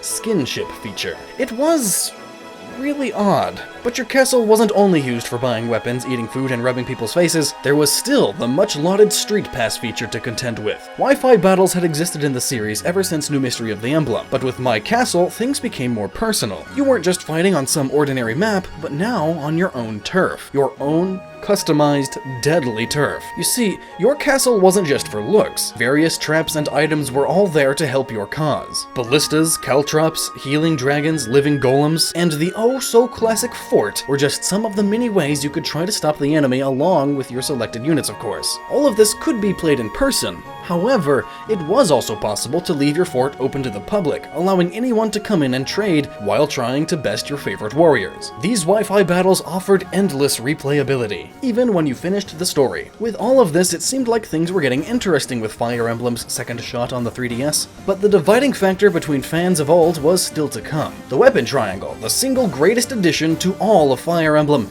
was the first to see such a change. It was still a triangle, but no longer did swords, axes, and lances define it. Bows, magic, and the newly reclassed shuriken took center stage. All 6 weapon types had 2 weapons they were superior to, 2 they're weak to, and 1 that doesn't affect them in the slightest. So of course, this irrevocably affected the gameplay, forcing many to change tactics that would previously have worked.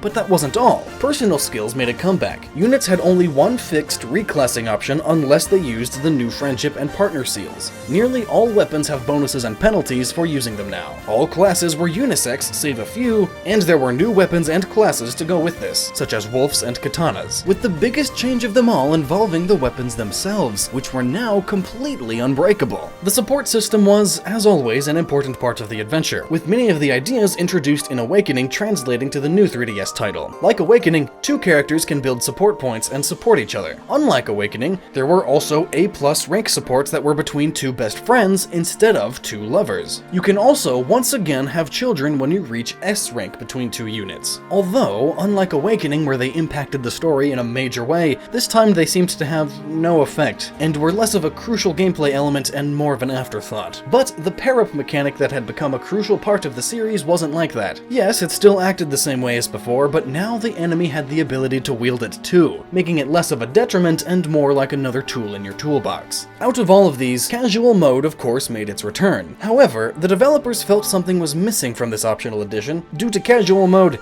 nearly everyone who played Fire Emblem Awakening had the ability to beat it. This seemed fine and dandy until they realized that some people still were unable to complete their adventure. This is where Phoenix mode came into play. When using this, now whenever a unit fell in battle, they wouldn't just be out until the next chapter, they'd revive in the next turn, almost completely getting rid of any negatives to dying. Now with this newcomer mode, nearly 100% of the people who would play through this game would beat it. But at what cost would this pandering have on the Fire Emblem veterans who have been around for years? As with many things, only time would tell. With all of these features and interactions and past innovations, there was still something missing, something crucial: a name. Looking back to the project's initial concept, it's easy to find it. Their story was all about ifs. What if you decided to side with the Kingdom of Light? What if you sided with the Kingdom of Darkness? What if you rejected both? Fire Emblem If was the answer. Releasing initially in 2015 and later in 2016 worldwide as the retitled and appropriately named Fire Emblem Fates, the release of this title was most intriguing. It wasn't released as just one game, but it was released as 3 separate journeys for you to take. At its core, Fate starts out in a land stricken with war between two sides, Hoshido and Nor. These two warring nations were very different from one another. Hoshido, a land not too dissimilar from ancient Japan, was a peace-loving and prosperous country that was only protecting themselves from the conniving hands of Nor, a nation torn right from the pages of classic Fire Emblem medieval fare. They seek not peace, but war, and wish to conquer Hoshido and its neighboring countries. Caught in the middle is you, the Avatar, otherwise known as Corrin. As a prince of Nor, Corrin has been locked away in a remote castle for nearly all his life, wishing to only see the outside world. He is eventually given the chance to do so when his father, King Garon, sends him to an outpost near the neighboring Hoshido. But before he knows it, he's been betrayed by a fellow Norian and caught by Hoshidan forces. But he isn't killed immediately for some reason. That reason is that Corrin is actually a prince of Hoshido, kidnapped and raised by Garon to fight against his family. After a fateful meeting with Azura, a princess who shared the same fate, and learning of his dragon heritage, Corrin is thrown onto the battlefield and forced to choose. Will he stay with the family that is bound to him by blood, or with the one that raised him and made him who he is? The choice is yours. Now is when the game begins to split into 3 paths: Birthright, Conquest, and Revelation. Each of their stories is not only unique, but have their own classes, weapons, and unique gameplay style to them. Fire Emblem Birthright is the easiest of the bunch, following Corrin and his army as they seek to rid Nor of their king. Since Hoshido is based off Japan, the weaponry and classes had to reflect this. Bows became Yumi and swords became katanas, with new classes such as diviners and Oni savages taking the places of mages and warriors. The game itself was also significantly easier too, with the ability to level up characters outside of the storyline.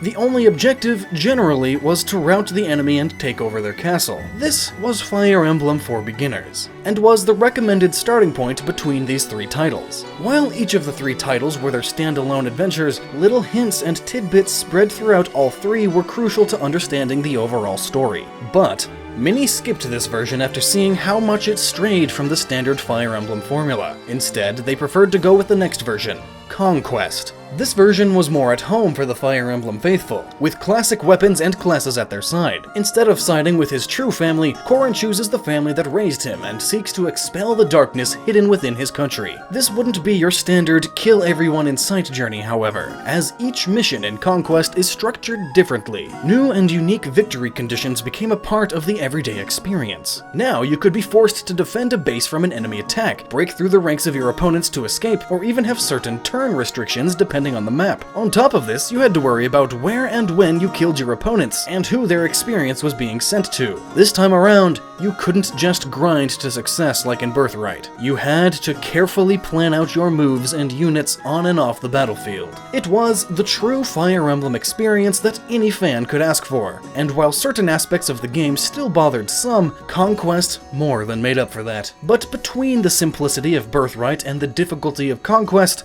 lied Revelation, the midpoint of the two. Revelations took the best of both worlds and molded them into one. Corrin, in this version, decides to choose neither side and instead opts to find a peaceful resolution between the warring states and learn about the inner workings of the world. To do this, he follows Azura into the secret kingdom of Vala, a land hidden beneath the world, to discover both their paths and save the world from utter destruction at the hands of yet another dark dragon. The story was all about bringing the world together, so of course every single unit from every other version is playable, allowing for even more possible combinations and pairings. Even though Revelations does increase the difficulty like Conquest, many of Birthright's ideas, such as unlimited experience and the only objectives usually being to rout the enemy, remain the same. However, something seemed to be missing from this crucial quest: the heart and soul that beat in the quest for newcomers, Fire Emblem Birthright, and the quest for veterans, Fire Emblem Conquest, seemed to be missing from this final storyline. It just felt out of place compared to the other adventures, and while it proved a good midpoint for the three, the overall experience was sort of lackluster in its conclusion. Fire Emblem Fates had faced development hell up until this point, but somehow it succeeded in many ways, offering many stellar additions to the franchise and two equally compelling storylines. Walking away with just one uninspired narrative and a few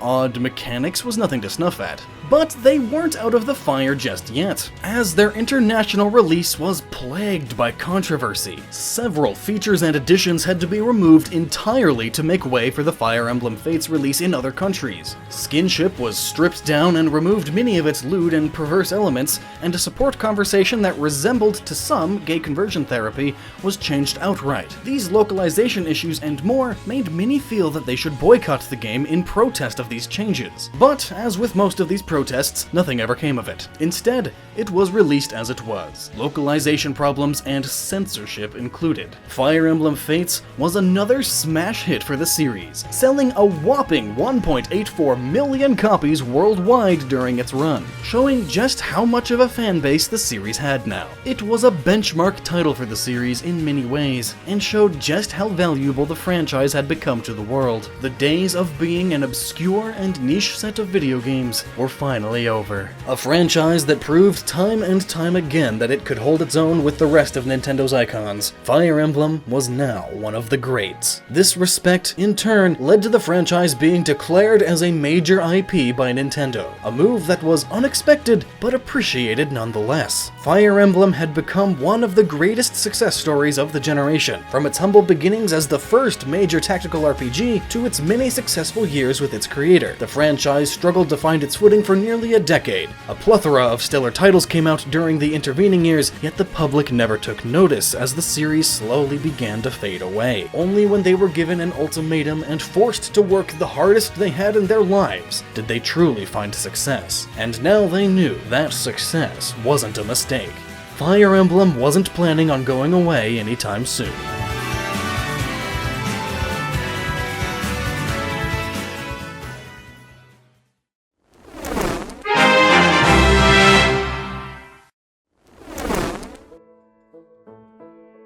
With the success of Fire Emblem Fates on their backs, even if many were left unsatisfied by the experience, Intelligent Systems went forward, determined to continue this trend. The Fire Emblem Renaissance had only just begun, and they were determined not to disappoint yet again. With the surprise announcement at the beginning of the year, it seemed the year of Fire Emblem was about to commence. But as with any story, or video game for that matter, the starting point of their latest creations began right after their latest release. Post Fire Emblem Fates, Hitoshi Yamagami was throwing around ideas for the next great entry to the franchise. At first, he thought that Nintendo's secretive console, the Nintendo Switch, would be their next conquest. Fire Emblem felt right at home on handhelds, and the added power of the console would allow the team to do new and exciting things that just weren't possible on the 3DS. However, he needed a title to come out much sooner than the console's release date, a title meant to act as a buffer until the Switch was ready for release, and Yamagami wanted it to release in the final quarter of 2016. Releasing a brand new Fire Emblem title with the same polished gameplay and story in that amount of time was just absurd. Thankfully, a couple of passionate team members convinced him of a project that just might work. A remake of a long-forgotten title that had been labeled the black sheep of the entire franchise. A remake of Fire Emblem Gaiden.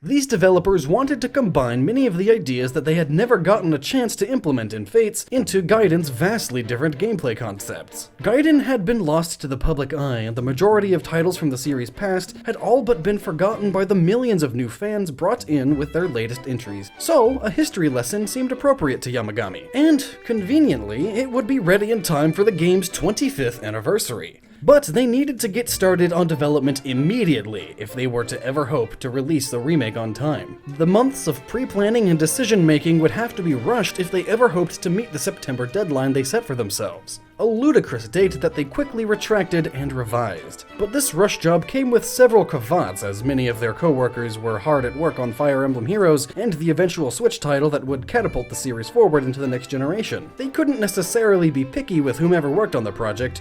Some were a given, like series producers Masahiro Higuchi and Hitoshi Yamagami, along with composers such as Takeru Kanezaki and Yasuhisa Baba. Others sought to take the project as a chance to try something new. Take the character designer. Instead of using the tried and true works of Yusuke Kusaki, Toshiyuki Kusakihara, one of the game's directors, insisted that they hire Hidari. Kusakihara had wanted to work with him for years, but their schedules just couldn't line up. Until now. Hidari's artwork exuded a certain charm that made characters even more endearing, and even though the groundwork was already there for every single character, the majority lacked any personality. The rest of Gaiden had suffered from this as well. A symptom of the time, many of the key plot points and realizations were locked away in the manual and not in the game proper due to the Famicom's many limitations. A great story was hidden underneath and only needed to be unearthed for all to see. They needed someone to help lead the team. Someone with an intricate knowledge of the source material. Someone who could dedicate themselves to unveiling this hidden gem to the world.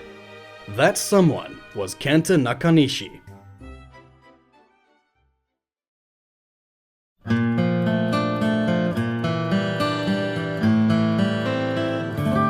A relatively unknown member of Nintendo, Nakanishi had been working in the background ever since his start in 2009. First as a simple debugger, then later on Xenoblade Chronicles, helping one of the most important video games in history to get a Western localization. After working on some of the series' main titles and becoming a subdirector on Fates, Nakanishi finally had the connections to speak with the driving forces behind Fire Emblem, a franchise that was near and dear to him. As a young boy, he was introduced to the series by his father, a major fan in his own right, teaching him how to play and getting him hooked on the series. The two would play the original Shadow Dragon and Gaiden for hours on end. This time he spent with his father didn't last, unfortunately. Just around the release of Mystery of the Emblem, his father passed away, leaving him only with the memories of the fun times they had. Laying his father to rest with a copy of Mystery of the Emblem, he continued playing the series for years to come. Later on, while sorting through his personal effects, he found 2 cartridges of Shadow Dragon and Gaiden that he played with his father long ago.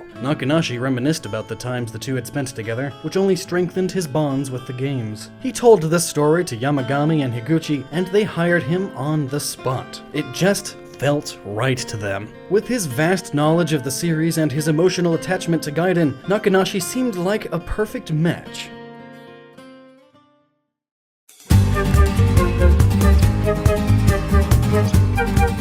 Takanashi led the Nintendo side of things, but what about intelligent systems? Well, Kusakihara decided to be the one to step up onto the plate, intrigued by Gaiden's unconventional gameplay. With directors in tow, production was a go, though they already had a strong idea of what they wanted to do at the beginning. From the outset of the project, the directors and producers alike had several goals they wanted to reach by the tail end of the production. The most pressing matter at hand was Gaiden itself, and specifically its difficulty.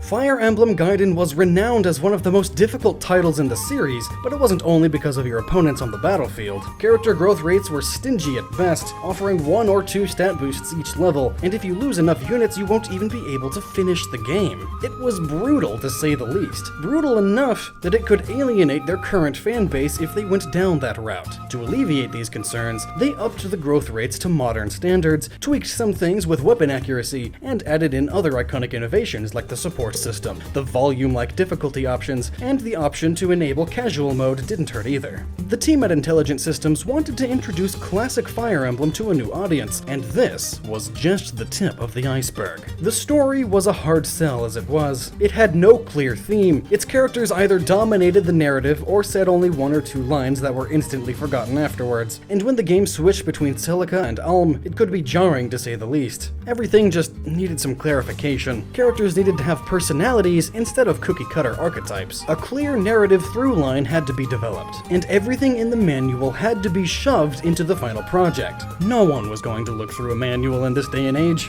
But what was Gaiden's theme throughout it all? What was Shozo Kaga trying to get at back in the day? A confrontation of opposites, of differing ideologies and values between the main characters and their enemies. This dichotomy is also what made Celica and Alm's journeys, and in turn, their respective armies conflict with one another. Alm's path is one of power, seeking to end the war by force. Celica, on the other hand, stands on the side of love and compassion and seeks to end the war in her own way. Everything in the story is defined by these opposing values, providing a thrilling narrative in theory. With the advancements of today, though, it was all but a reality. There were just a couple things out of place, though, namely a group of compelling characters to follow. Giving them more personality and a larger role in the story was one thing they could do. However, the team wanted to take it one step further and add full-on voice acting to the series for the first time. This added a layer of depth that just wasn't possible with lines of text. To truly convey tense moments, happy moments, or those that can fluctuate in emotion at a moment's notice, voice acting was absolutely necessary.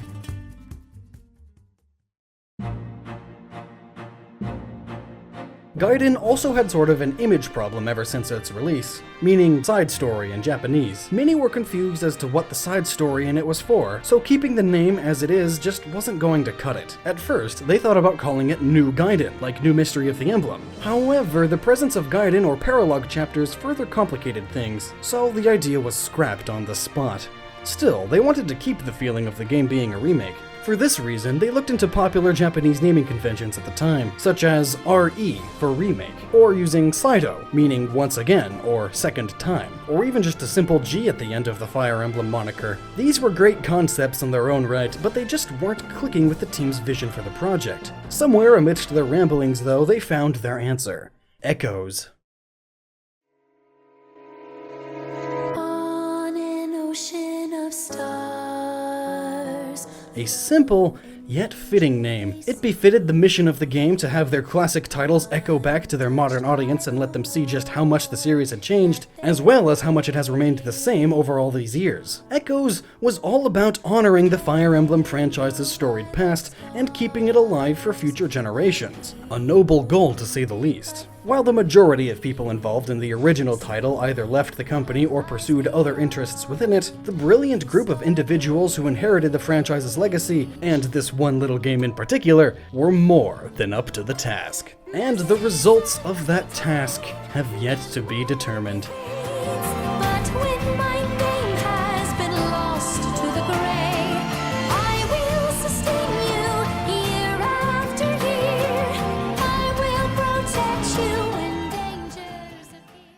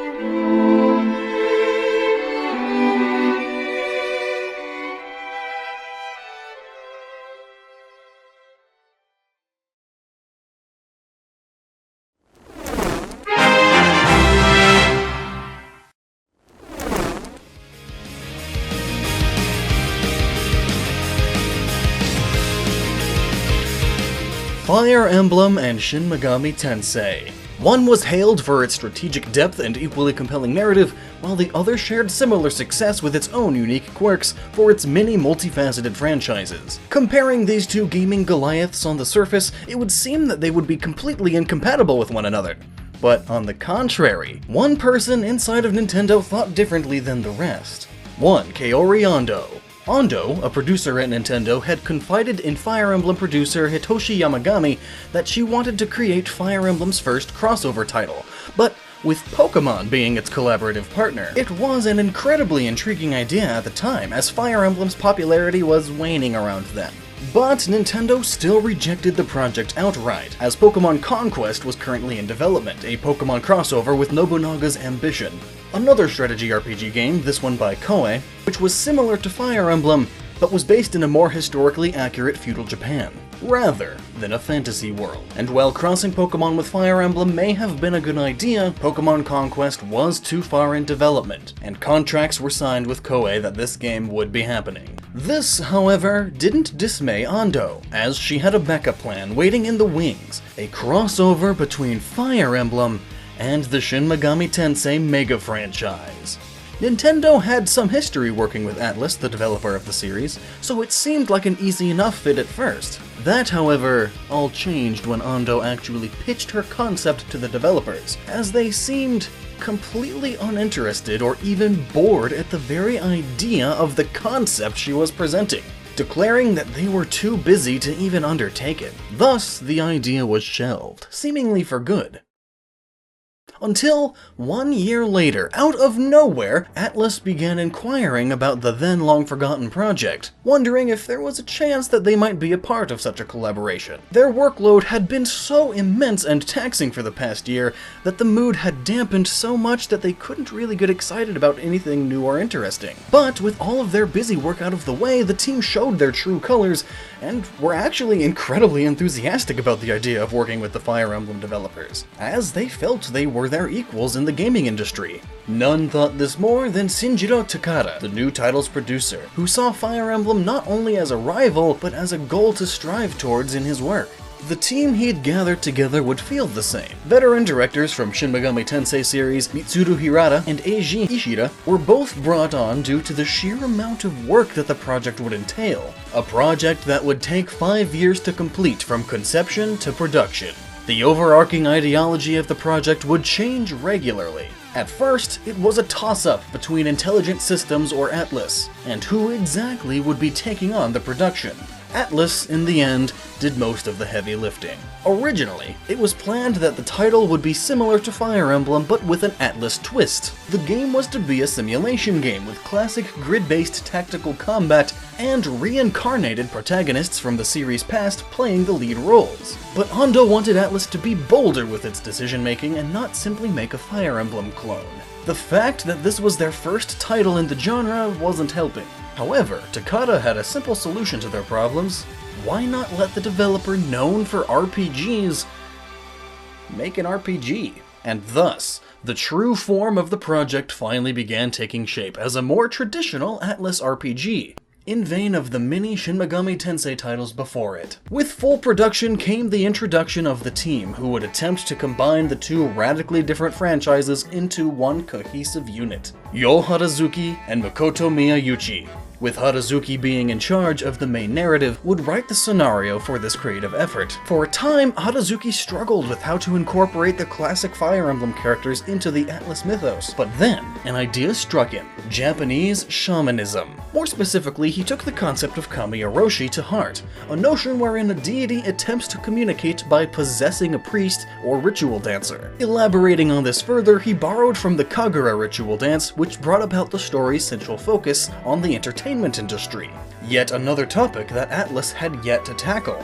And they would tackle it in many ways. From a narrative that followed one character's rise through the Japanese pop idol industry, to side stories that depict the struggles of those trying to make it in the entertainment industry. Each was made to help the player better understand and sympathize with the people they see on their screens daily. To round it out, each of the characters we would follow would be involved in a different sect of the industry, from action heroes to pop idols, and even budding child stars. This was a delicate balance that Atlus had to maintain.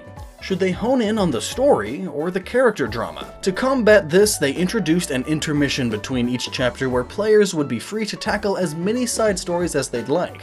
But, as entertainment became an increasingly crucial part of their storytelling, it required Atlus to do something they hadn't done before. A break from Shin Megami Tensei's traditionally dark storytelling was needed, and in its place would be a more upbeat atmosphere that the J-pop industry tried to maintain. To bring the J-pop industry to life, Atlus brought in many professionals who had worked in and around the field. For the soundtrack, they hired Yoshiaki Fujisawa, known for his work on the multimedia project Love Live. Even though he had never worked on a video game previously, he tackled the problem head-on, designing a track that gave each area its own unique feeling to it, with plenty of groovy tracks on the side. For the pop idols themselves, George Aburai, an in-house composer, brought in many famed singers and actors from around the industry to sing the songs themselves and make the experience more authentic in the long run. After forming his team, Aburai worked to analyze the personalities and traits of the main cast, determining how their performances would play out in addition to other factors, such as their profession's impact on their portrayal. These performances weren't limited to vocal ones, as Fire Emblem Studio Anima and Studio 4 Degrees C came together to animate them all in either traditional 2D animation or full-motion captured 3D animation. The animation set a certain tone that would resonate throughout the project, with its setting directly related to this. Helmed by the game's art director, Fumitaka Yano, it would take place in modern-day Tokyo, a familiar backdrop for any Atlus title, although the team's center of attention was aimed squarely at Tokyo's entertainment districts, such as Shibuya and Harajuku. At first, they tried to mimic these real-world settings to a T, going on many scouting trips to get their exact realistic proportions. However, as development continued, they soon realized that their expectations had to be trimmed back considerably, as travel times between these locations were ludicrous at their ambitious levels. Over time, they incrementally reduced the size of the environments to make them more enjoyable for players, while still keeping the aesthetic that they had yearned for, juxtaposed by their choice of color. The real-world locations revolved around bright colors, emulating their focus on the entertainment industry. Each main character, designed by famous Japanese artist Toei 8, also reflected this, with each character given a feeling of both friendliness and splendor. The reverse of this came with the game's dungeons, the Idolospheres. Dropping characters in medieval armor into the modern-day setting just felt strange to the design team, making an area just for them a necessity. And the Idolospheres weren't without their own quirks. All of them were designed with their real-world counterparts in mind, with Illusionary Shibuya 109, for instance, being themed around fashion. Color, too, was an important factor, with its much darker tones fitting of a dungeon. The mirages themselves were the reason why these even existed, and that was mostly due to their design. As Hideo Manaba, the Mirage's character designer, wanted to remain true to the original characters while emulating the sharp and dark character style of Atlus games, he gave them a more battle-hardened appearance. Their armor was meant to reflect the dark events they had faced, with any part unneeded for survival being degenerated. Two contrasting worlds were colliding, all coming together. However, their impact had yet to be given a name. Over the 5 years of production, the title had changed rapidly, and was very different from what they had originally intended. No longer a Shin Megami Tensei game, and no longer a Fire Emblem one, it was something else entirely. And so, Tokyo Mirage Sessions was born, but with one caveat: its subtitle, Sharp FE. A standard musical notation. It was meant to denote that Tokyo Mirage Sessions was a unique hybrid, and something all its own at the same time. Even the inclination of the logo was meant to represent the game's altered perspective on the two series. But would this new perspective even find audience? The only way to find out would be to release it. Releasing on December 26, 2015, Tokyo Mirage Sessions Sharp FE seemed like any other Shin Megami Tensei title on the surface. You play as Itsuki Aoi, your everyday average high schooler whose normal life is quickly turned upside down after the game begins. His friend Tsubasa is kidnapped during an open audition for pop idols by monsters called Mirages, forcing him to give chase into their own dimension, the Idolosphere. Carefully exploring the new and twisted world, he finds Tsubasa being drained of her life, or performa, His friend in trouble, Itsuki awakens his own Performa, cleansing 2 of the Mirages, revealing classic Fire Emblem characters Chrom and Keita. With their newly obtained power and allies, the 2 become fully fledged Mirage Masters, and finally fight back against their new foes. As the story goes on, the 2 enter into the entertainment industry, and in turn, Fortuna Entertainment, and attempt to discover the truth behind the Mirage's existence while solving their fellow actors' problems along the way. Tokyo Mirage Sessions was all about the side of showbiz that made Japan, Japan. This was all meant to build a picture of the entertainment industry for the player, both the good and the bad. Atlus wanted to show how difficult it is to work in a field where millions of people watch your work daily, and at the same time, how rewarding it can end up feeling. There was nothing but sheer admiration for the industry, and it even showed up in the combat system.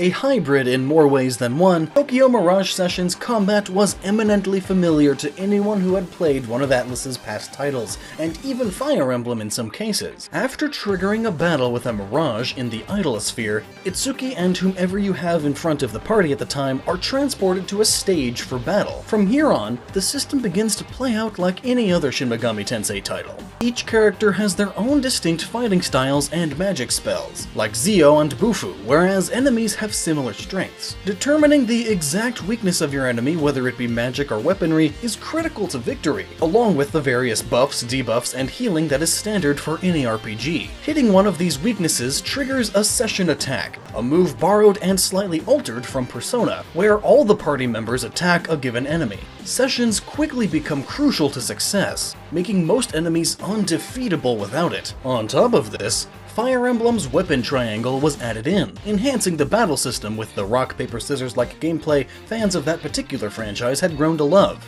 And even still, more Fire Emblem mechanics were layered on. Traveling to the Bloom Palace, where Tiki, a character from Fire Emblem Shadow Dragon, resides characters that can perform Unity with their Mirages after collecting enough Performa. Unity allows you to upgrade your Mirages, ranging from new skills via the skill system from Fire Emblem to class changes, such as Generals and Sorcerers. Weaponry played a crucial part in the process, with each character gaining a variety of upgradable weapons over time with distinct advantages and disadvantages. All in all, Tokyo Mirage Sessions' battle system was the perfect blend of the 2 franchises, not overshadowing one or the other, but instead complemented their weaknesses and strengths. But battling wasn't all there was to do in Tokyo Mirage Sessions. There was an entire world to explore that the team at Atlus had painstakingly created, from Shibuya to Harajuku. There was much to explore, with a plethora of side quests and shops to visit and complete. In addition to these side stories were another part of the experience, offering further insight into many of the characters that you just wouldn't get from the main game. Conversations during these little story bits throughout the game are usually done with a system similar to visual novels, with characters speaking to Itsuki alone with a variety of expressions. Considering this and the overall experience, you'd think both Shin Megami Tensei and Fire Emblem fans would be clamoring for the new release. You'd be thinking wrongly. However, as Tokyo Mirage Sessions sales were barely scraping the bottom of the barrel, in Japan, its critical success was average at best, only earning slightly above average scores, while financially it could only break 50,000 copies, an amount that paled in comparison to either of its inspirations. However, Nintendo and Atlus still believed in the property and decided to release it globally, albeit with some altercations to characters' ages and outfits, as well as basic human skeletal structure. This, of course, didn't go over well with the few fans who would buy such a heavily Japanese-influenced title, and with a less than stellar localization by Nintendo Treehouse, many simply refused to buy the game based exclusively on that premise. Even with all this controversy, sales in North America ended up being double of that in Japan's and Europe's, and the majority of critics on all sides seemed to agree that Tokyo Mirage Sessions was a fantastic celebration of the 2 franchises, just not something that exceeded either one. But wasn't that its true purpose? At first, it was more Fire Emblem than Shin Megami Tensei. Then, for a time, it flip-flopped, praising one franchise more than the next. But as time went on, the 2 found a commonality, a sort of kinship between the two, and began building on that newfound friendship to build something more. Something that glorified the two for their many storied years in the industry while being its own unique creation at the same time. Even though the series may never continue on again from this point, the talented team at Atlus can rest assured that they at least accomplished that one small feat.